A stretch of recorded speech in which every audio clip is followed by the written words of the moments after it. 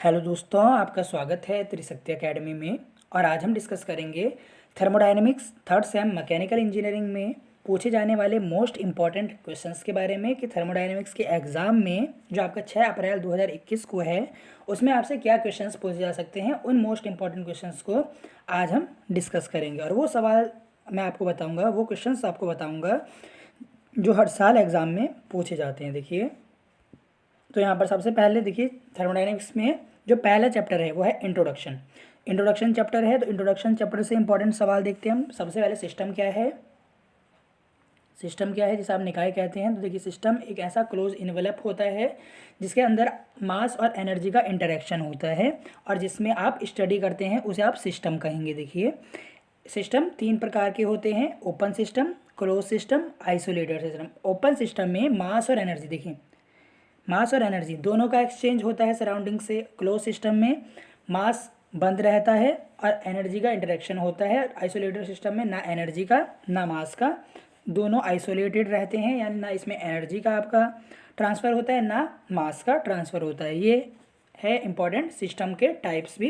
यहाँ पर एग्जांपल भी आते हैं, जैसे सेंट्रीफ्यूगल पंप हो गया, आपकी टरबाइन हो गई। इसमें आपके मास और एनर्जी दोनों का ट्रांसफ़र हो रहा है। पाइप हो गया आपका, उसमें पानी बह रहा है, तो उसमें मास और एनर्जी दोनों का ट्रांसफ़र हो रहा है। तो यहाँ पर पंप इसका एग्जांपल हो गया।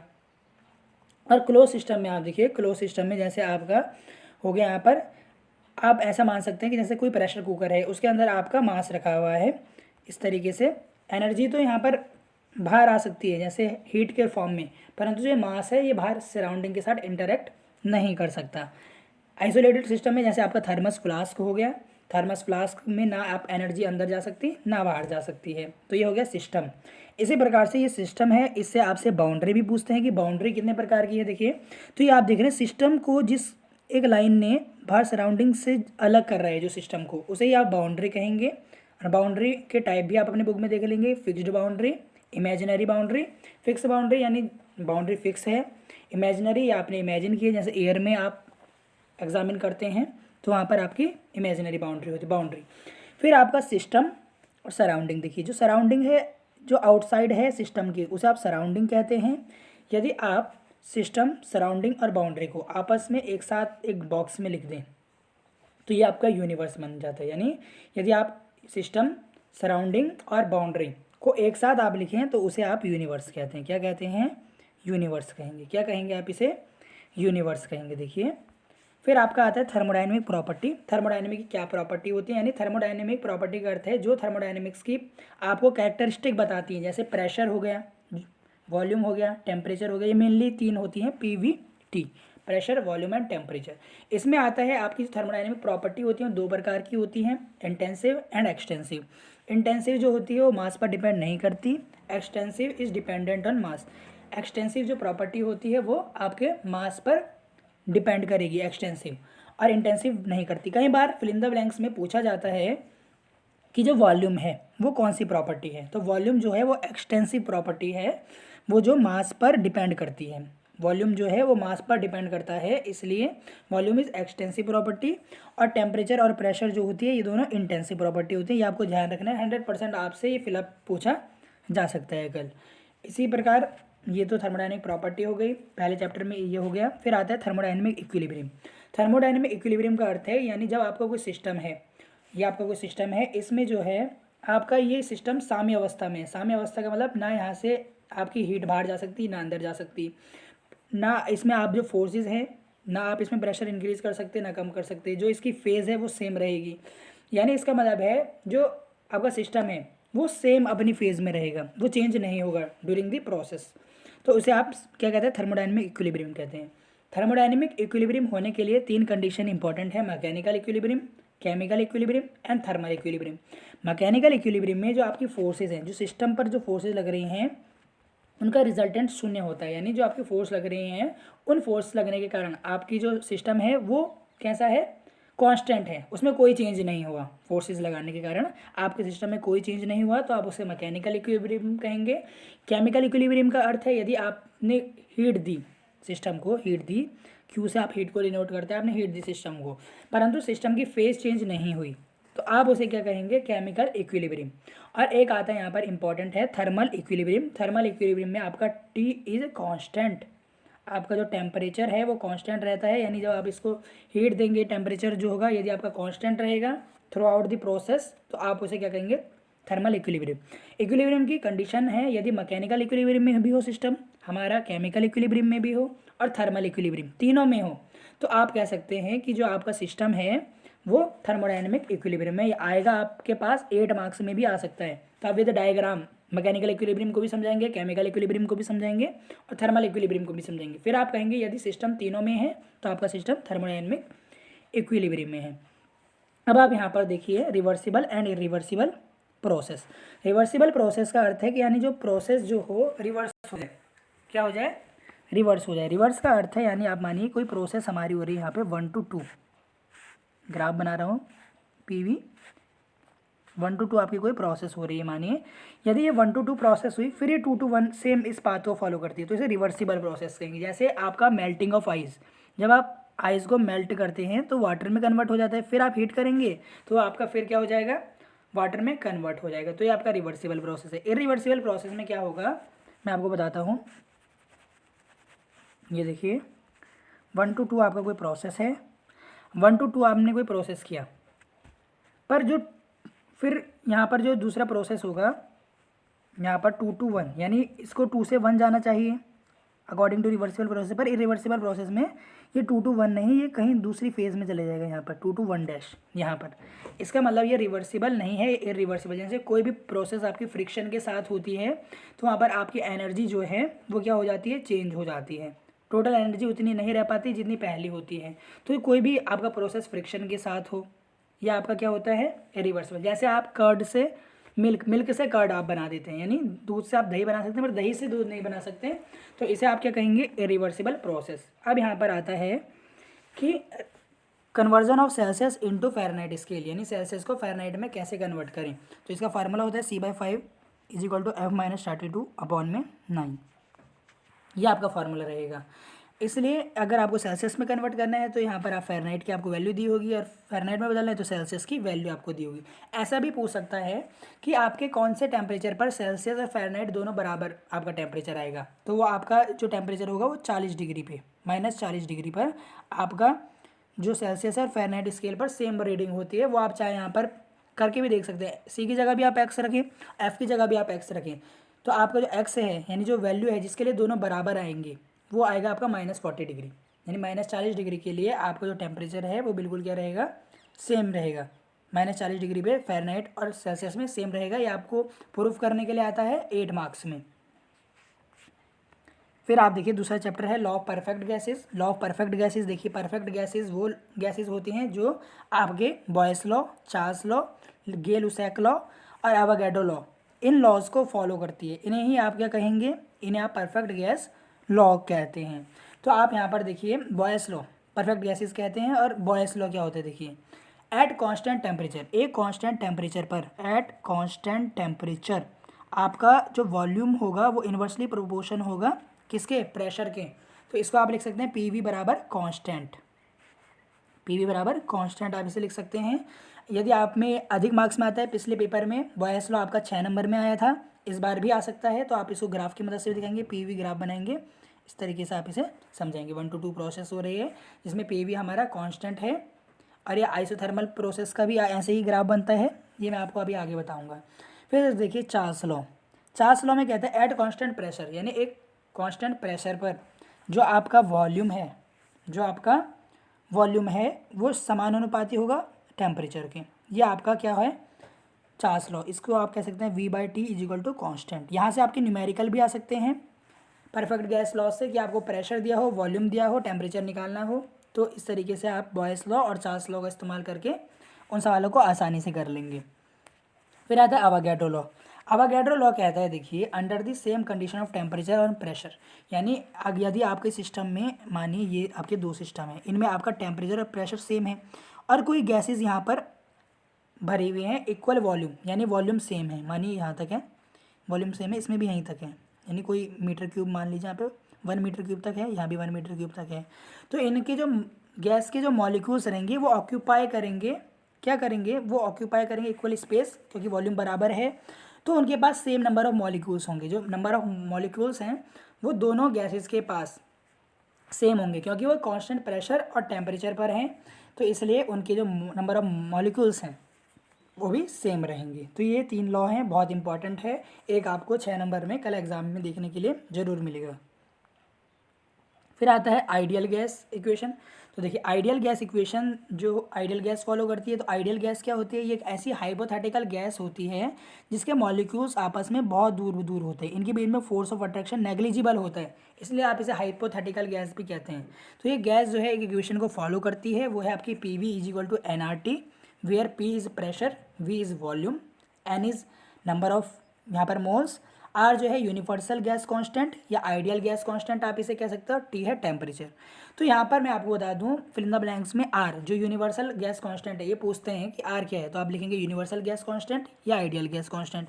इसकी वैल्यू 8.314 जूल पर मोल पर केल्विन। ये भी आपसे पूछ सकते हैं वॉल्यूम की यूनिट, प्रेशर की यूनिट, अमाउंट ऑफ गैस या मोल्स, टेम्परेचर की यूनिट, ये भी आपसे फिलअप में पूछ सकते हैं। और ये 6 नंबर में आपसे आइडियल गैस इक्वेशन पूछ सकते हैं। आइडियल गैस भी आपसे फिल इन द ब्लैंक्स में पूछ सकते हैं, या इसको आप एक्सप्लेन करें तो आप बोलेंगे आइडियल गैस के लिए है जो गैस हाइपोथेटिकल गैस होती है, इनके बीच में कोई अट्रैक्शन फोर्स नहीं होता, ये आपको लिखना है और ये इक्वेशन लिखनी है, इसको समझा देना है बस। फिर आता है आपका स्पेसिफिक हीट। स्पेसिफिक हीट देखिए, स्पेसिफिक हीट आपकी विशिष्ट ऊष्मा यानी amount of heat required to raise the temperature of a body by 1 degree centigrade, यानी आप किसी बॉडी का टेम्परेचर जो था 1 डिग्री सेंटीग्रेड बढ़ाने के लिए आपको जितनी हीट देनी पड़ेगी उसे आप क्या कहेंगे, उसको आप क्या कहेंगे, देखिए इसको ही आप क्या कहेंगे, स्पेसिफिक हीट कहेंगे। Specific heat at constant pressure और specific heat at constant volume दो होती हैं, एक सी पी पर और एक सी वी पे। मैं आपको बता दूं जो स्पेसिफिक हीट होती है कांस्टेंट प्रेशर पर अधिक होती है कांस्टेंट वॉल्यूम से, यह आप ध्यान रखिए। C P is always more than C V, या आप ध्यान रखिए कि specific heat at constant pressure हमेशा अधिक होती है specific heat at constant volume से। ये आपसे फिल इन द ब्लैंक्स में 101% ये पूछेगा, क्योंकि प्रीवियस ईयर क्वेश्चन पेपर में भी ये पूछा गया है। मेयर फिर यहाँ पर एक देखिए स्पेसिफिक हीट रेशो आता है, C P is always more than C V, ये ध्यान रखिएगा, स्पेसिफिक हीट रेशियो ये आता है सी पी यानी specific heat at constant pressure और सी वी का अनुपात होता है। स्पेसिफिक हीट रेशियो जो होता है वो 1.4 होगा, किसके लिए, ऑक्सीजन के लिए, एयर के लिए 1.4 होता है, देखिए कितना होगा 1.4। फिर आपका यहाँ पर आता है मेयर्स इक्वेशन। मेयर्स इक्वेशन देखिए C P minus C V यानी specific heat at constant pressure और सी वी का जो डिफरेंस होता है वो आर के बराबर होता है, यूनिवर्सल गैस कांस्टेंट के बराबर होता है। ये आप पे प्रूफ करने के लिए भी आ सकता है, यदि आप इसका प्रूफ देखना चाहते हैं तो आप अपनी बुक्स में देख सकते हैं, काफ़ी ईजी इसका प्रूफ है, वो आप देख सकते हैं मेयर इक्वेशन का। ये आपसे फिल इन द ब्लैंक्स में भी और इसका 6 नंबर में प्रूफ करने के लिए भी मेयर इक्वेशन आपकी आ सकती है। फिर आप देखिए थर्मोडायनेमिक प्रोसेस। थर्मोडायनेमिक प्रोसेस का अर्थ है कि जब भी आप देखिए अपने सिस्टम में एनर्जी का फ्लो करते हैं तो उसकी स्टेट चेंज हो जाती है। मानिए कोई वस्तु अभी ए पॉइंट पर थी, इस ए पॉइंट पर इसका प्रेशर P1 V1 और T1 है टेम्परेचर, यहाँ पर PV के बीच में ग्राफ बना रहा हूँ, P है ये और ये V है प्रेशर और वॉल्यूम। तो देखिए यहाँ पर P1 V1 T1 है, दूसरे पॉइंट पे P2 V2 T2 होगा फेज़, इस तरीके से। तो आपकी यहाँ पर क्या हो रही है, फेज़ चेंज हो गई, यानी आपकी स्टेट चेंज हो गई सिस्टम की, उसे आप क्या कहते हैं, थर्मोडायनेमिक प्रोसेस। थर्मोडायनेमिक स्टेट होती है किसी भी एक पॉइंट पर जो उसकी कंडीशन है, जैसे उस पर प्रेशर कुछ है, वॉल्यूम कुछ है, टेम्परेचर कुछ है, थर्मोडायनेमिक स्टेट कहेंगे। थर्मोडायनेमिक प्रोसेस यानी उस चेंज स्टेट में चेंज हो रहा है ड्यू टू हीट एनर्जी, तो उसे आप क्या कहेंगे, प्रोसेस। अब देखिए प्रोसेस कितने प्रकार की होती हैं, मेनली 4 प्रकार की, isochoric, isobaric, isothermal, adiabatic. Isochoric process में आपका वॉल्यूम कांस्टेंट रहता है, वॉल्यूम कांस्टेंट रहेगा। Isochoric mean volume is constant, isobaric means pressure is constant, जिस प्रोसेस में प्रेशर कांस्टेंट रहेगा उसे आइसोबैरिक कहेंगे। इसका ग्राफ भी आप देख सकते हैं, आइसोकोरिक का एक वर्टिकल लाइन है, इसकी एक हॉरिजॉन्टल लाइन होगी, पीवी ग्राफ में बनेगा। फिर ये आपका आगे isothermal means T is constant, temperature constant रहेगा। फिर आपका आ गया एडियाबैटिक प्रोसेस। एडियाबैटिक प्रोसेस में आपकी ना तो हीट इन होगी ना हीट ऐड होगी, ना हीट ऐड ना हीट आउट, ऐसा सिस्टम होगा, इसे एडियाबैटिक प्रोसेस आप कहेंगे। इस प्रकार इनका ग्राफ बनेगा। और देखिए जो स्लोप है एडियाबैटिक का, वो हमेशा अधिक होगा। यहाँ देख रहे हैं आप, यहाँ पर अगर मैं कोई बॉल रखता हूँ तो सबसे पहले कहाँ से आएगी, एडियाबैटिक्स, कहाँ से, तो कहाँ से आएगी, देखिए तो स्लोप जो होता है एडियाबैटिक का, ये आप ध्यान रखेंगे, वो अधिक होता है आइसोथर्मल प्रोसेस से, इसका झुकाव अधिक होता है, मेरे कहने का मतलब है ये। फिर आप देखिए ये आपका हो गया। फिर आप देखिए work done for thermodynamic process 100%, 6 या 8 मार्क्स में आपके पास आएगा। Work done for isothermal process को आप प्रूफ करें, और work done for adiabatic process. ये वीडियोस आप हमारे चैनल पर देख सकते हैं। 101% कल आपको एग्जाम में देखने के लिए मिलेंगे। तो देखिए आइसोकोरिक प्रोसेस के दौरान वर्क क्या होता है, कार्य क्या होता है, तो ये वर्क का फॉर्मूला होता है work is equal to P into d V. Because work देखिए प्रेशर और वॉल्यूम के बीच में आप यहाँ पर प्रोसेस बना रहे हैं, तो इसके इस कर्व के नीचे जितना एरिया होगा ये वर्क होता है, क्या होता है, वर्क। तो work is equal to P into delta V, यानी चेंज इन वॉल्यूम। तो देखिए आइसोकोरिक प्रोसेस में, ये है आइसोकोरिक प्रोसेस, यहाँ देखिए इसके नीचे कुछ एरिया नहीं है, तो इसमें वर्क जीरो होता है। इसको आप ऐसे भी समझ सकते हैं, वर्क होता है हमारा पी डी वी, और डी वी है जीरो, तो ये भी पूरा जीरो होगा, तो जीरो आपका वर्क होता है। आइसोबैरिक प्रोसेस में आपका वर्क होता है पी इंटू डी वी, ये आप ध्यान रखना। फिर आपका यहाँ पे आ गया आइसोथर्मल प्रोसेस, क्या आ गया आपका, आइसोथर्मल प्रोसेस। आइसोथर्मल प्रोसेस में जो वर्क होता है वो आपका होता है 2.3 लॉग V2/V1, ये आपका वर्क डन होगा आइसोथर्मल प्रोसेस में। एडियाबैटिक प्रोसेस में आपका वर्क होता है P1V1 माइनस P2V2 अपॉन में गामा-1। ये वीडियो यदि आप और देखना चाहते हैं और इसको ब्रीफ में इसका डेरिवेशन समझना चाहते हैं, क्योंकि डेरिवेशन यहीं से आएगा आपका, तो आपको ये आप हमारे चैनल पर जाकर विजिट करें, थर्मोडायनेमिक्स की प्लेलिस्ट चलाएं और देख सकते हैं। फिर आप देखिए लॉ ऑफ थर्मोडायनेमिक्स से मेनली देखिए जीरोथ लॉ, फर्स्ट लॉ और सेकंड लॉ पूछा जाता है, थर्ड लॉ नहीं पूछा जाता। तो सबसे पहले देखिए जीरोथ लॉ ऑफ थर्मोडायनेमिक्स है, यदि आपके पास कोई 3 सिस्टम है ए बी एंड सी, ए और बी आपस में थर्मल इक्विलिब्रियम में, यानी इनका टेम्परेचर दोनों का सेम है, इसका 10 डिग्री सेंटीग्रेड तो इसका भी 10 डिग्री सेंटीग्रेड। ए और सी आपस में थर्मल इक्विलिब्रियम है, 10 डिग्री सेंटीग्रेड 10 डिग्री सेंटीग्रेड। तो ए और बी और ए और सी यदि आपस में थर्मल इक्विलिब्रियम में, तो बी और सी भी आपस में थर्मल इक्विलिब्रियम में होंगे। यदि ए और बी का टेम्परेचर 10 है, ए और सी का टेम्परेचर 10 है, तो बी और सी का टेम्परेचर भी 10 होगा। तो ये जो है आपके टेम्परेचर पर बेस है जीरोथ लॉ, इसे आप जीरोथ लॉ ऑफ थर्मोडायनेमिक्स कहते हैं।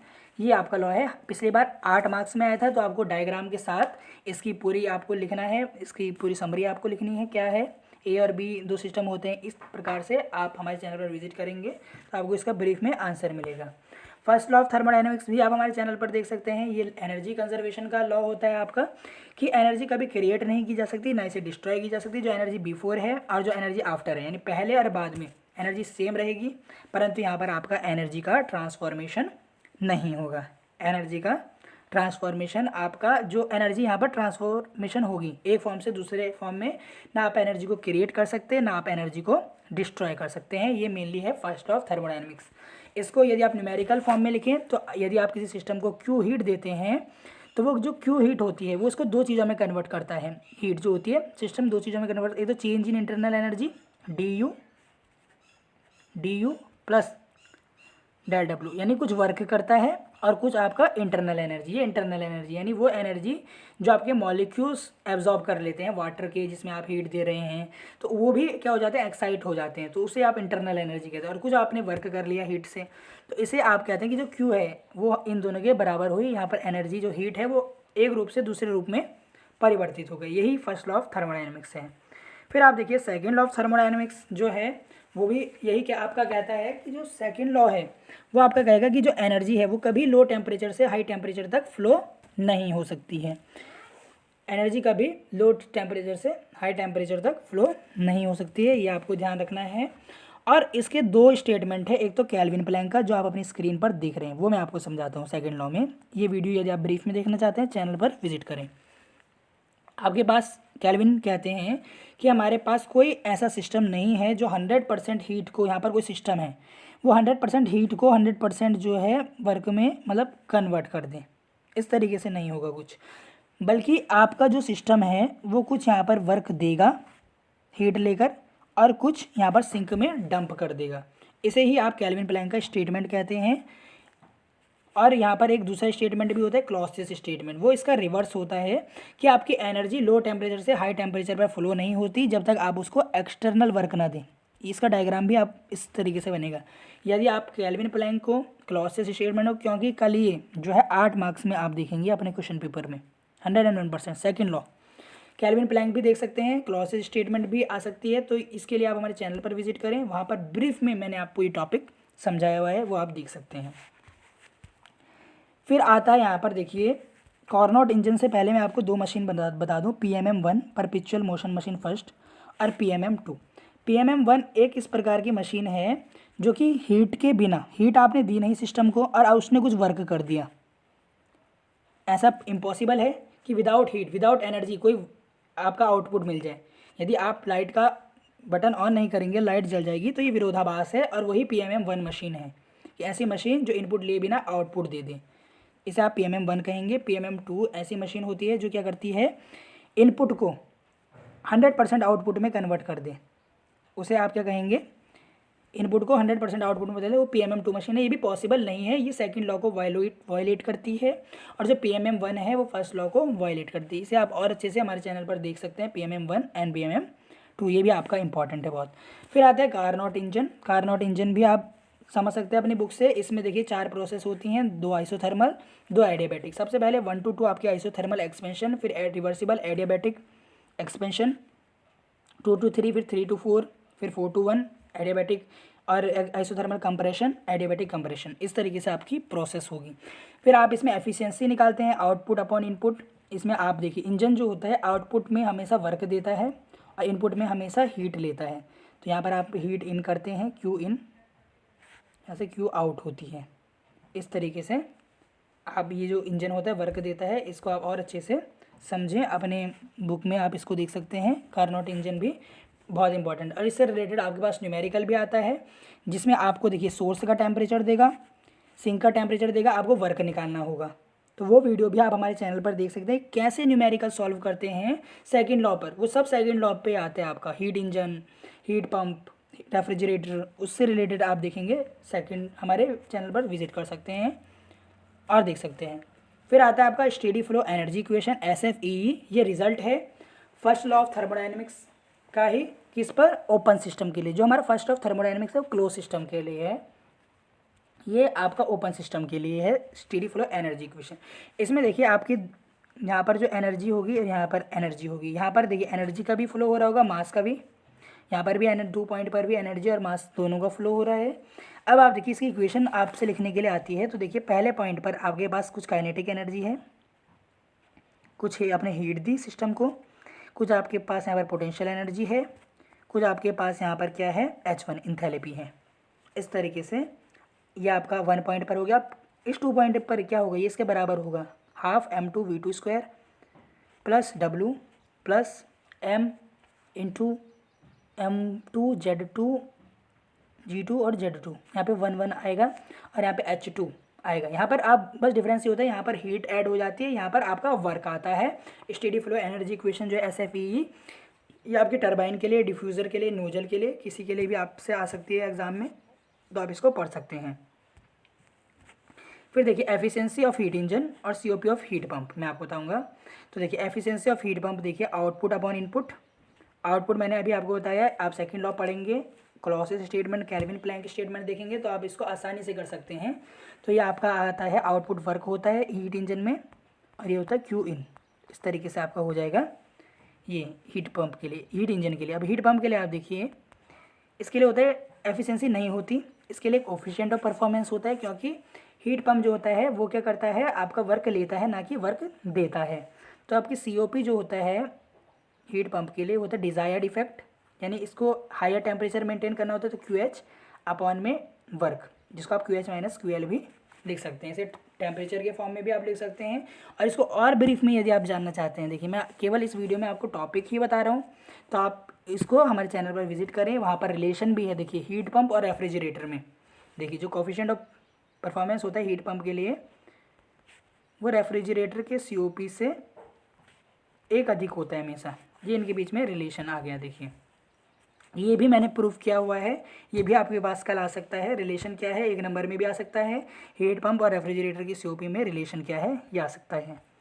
फिर आप देखिए ट्रिपल पॉइंट क्या है, देखिए प्रेशर और टेम्परेचर कर्व के बीच में बना गया एक कर्व, उसे आप पीटी कर्व भी कहते हैं। एक ऐसा पॉइंट जिस पर आपका सॉलिड यानी सब्लिमेशन कर्व, आपका फ्रीजिंग कर्व और आपका वेपराइजेशन कर्व, यानी जिस पे आपकी स्टेट, आपका जो लिक्विड होता है वो सॉलिड स्टेट में भी होता है, लिक्विड स्टेट में भी होता है और गैसेस स्टेट में होता है, उस पॉइंट को आप ट्रिपल पॉइंट कहेंगे। क्या कहेंगे? Triple point. ये आपके पास 100% 6 मार्क्स में 8 मार्क्स में आएगा विद डायग्राम, क्योंकि थर्मोडायनेमिक्स में डायग्राम के मार्क्स हैं, थ्योरी के मार्क्स नहीं हैं। यदि आप थ्योरी लिखते हैं तो आपको पूरे मार्क्स नहीं मिलेंगे। यदि आप अच्छे से डायग्राम विद उसको आप प्रेजेंट करें कि ये पी है, ये टी है, यहाँ पर सॉलिड है, लिक्विड है, गैस है, यदि आप फेज को विद डायग्राम प्रॉपर बनाते हैं तो आपका यहाँ पर अच्छे से आप इसको बना सकते हैं, अच्छे मार्क्स ले सकते हैं। फिर आता है सैचुरेशन कर्व। सैचुरेशन कर्व देखिए टीएस कर्व होता है, टेम्परेचर और इंट्रॉपी के बीच में बनाया गया एक कर्व, टेम्परेचर और इंट्रॉपी के बीच में बनाया गया कर्व। इसमें क्या होता है आपका, देखिए इस तरीके से आपका ये कर्व होगा, ये आपका इस तरीके का कर्व होगा। इसमें एक पॉइंट होगा बीच में, इसे आप क्रिटिकल पॉइंट कहेंगे। इस क्रिटिकल पॉइंट के लेफ्ट हैंड साइड आपका सैचुरेटेड लिक्विड है, राइट हैंड साइड आपका सैचुरेटेड वेपर है, जो बीच का पोर्शन है इसमें वेटेड स्टीम है आपका। तो यदि आप इस वीडियो को और अच्छे से देखना चाहते हैं आप हमारे चैनल पर जाइए, क्योंकि ये टीएस कर्व या पीटी कर्व यानी जो ट्रिपल पॉइंट है और क्रिटिकल पॉइंट, ये भी आपसे पूछे जाते हैं कि क्रिटिकल पॉइंट क्या है। तो आप बता सकते हैं क्रिटिकल पॉइंट वो पॉइंट है जिस पर आपकी सैचुरेटेड लिक्विड लाइन और वेपर लाइन जहाँ पर मिलती है उसे आप क्या कहते हैं? क्रिटिकल पॉइंट कहते हैं। इस तरीके से इसे आप और अच्छे से देखना चाहते हैं तो हमारे चैनल पर विजिट करें, वहाँ हमने इसको पूरे अच्छे से थ्योरी के साथ आपको डायग्राम के साथ समझाया है। फिर देखिए आइडियल गैस और रियल गैस में क्या डिफरेंस है। तो देखिए आइडियल गैस वो हाइपोथेटिकल गैस होती है जिसमें कोई इंटरेक्शन नहीं होता मॉलिक्यूल्स के बीच। रियल गैस में आपका इंटरेक्शन होता है।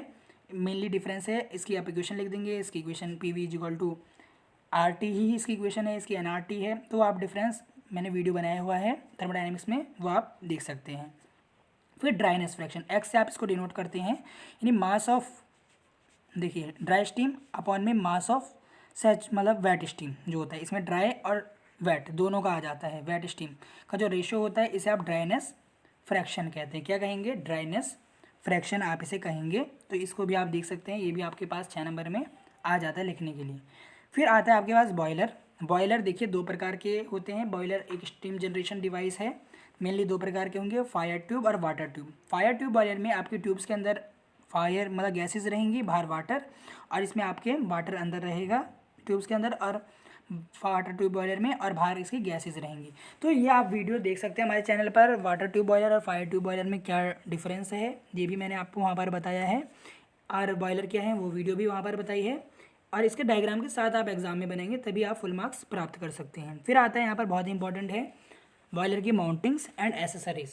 माउंटिंग्स देखिए उसकी सरफेस पर लगी ऐसे यंत्र होते हैं जो उसकी एफिशिएंसी को, उसकी वर्किंग को बढ़ाते हैं। जैसे आपके प्रेशर गेज हो गया, वाटर लेवल इंडिकेटर हो गया, यहाँ पर आपका फीड चेक वाल्व हो गया, ब्लॉफ कॉक हो गया, ये सभी आप जो है हमारे चैनल पर विजिट करें, देखिए वहाँ पर ये 100%। पिछली बार आपसे बॉयलर माउंटिंग ही थर्मोडायनामिक के एग्जाम में 8 मार्क्स में पूछी गई थी। तो यदि आप डायग्राम के साथ, मैंने आपको वहाँ पे अलग अलग डायग्राम बताए हैं माउंटिंग के, फ्यूजिबल प्लग हो गया, सेफ्टी वाल्व हो गया, उसको आप डायग्राम के साथ बनाएंगे 100% आपको मार्क्स मिलेंगे। फिर आता है बॉयलर एसेसरीज़। एसेसरीज़ में देखिए आपके वो डिवाइस आते हैं जो बॉयलर पर लगे नहीं होते, उनको बाहर से आपको लगाया जाता है उसकी एफिशिएंसी को इंक्रीज़ करने के लिए, जैसे प्री हीटर हो गया, इकोनोमाइज़र हो गया, इनकी वर्किंग भी कई बार आ जाती है। तो वो भी आप हमारे चैनल पर देख सकते हैं। बॉयलर माउंटिंग और एसेसरीज़ दोनों की अलग अलग वीडियो है, वो आप देखें। फिर लास्ट टॉपिक है यहाँ पर टरबाइन। टरबाइन में आप यहाँ पर देखिए क्या आता है हमारे पास, जो टरबाइन है इसमें टरबाइन एक ऐसा डिवाइस है जो आपकी वाटर एनर्जी को, फ्लूइड एनर्जी को मैकेनिकल वर्क में कन्वर्ट करता है। इसमें आपकी 2 टरबाइन आती हैं मेनली, एक आती है इम्पल्स टरबाइन और एक आती है रिएक्शन टरबाइन। इन दोनों में आपका डिफरेंस आता है मेनली।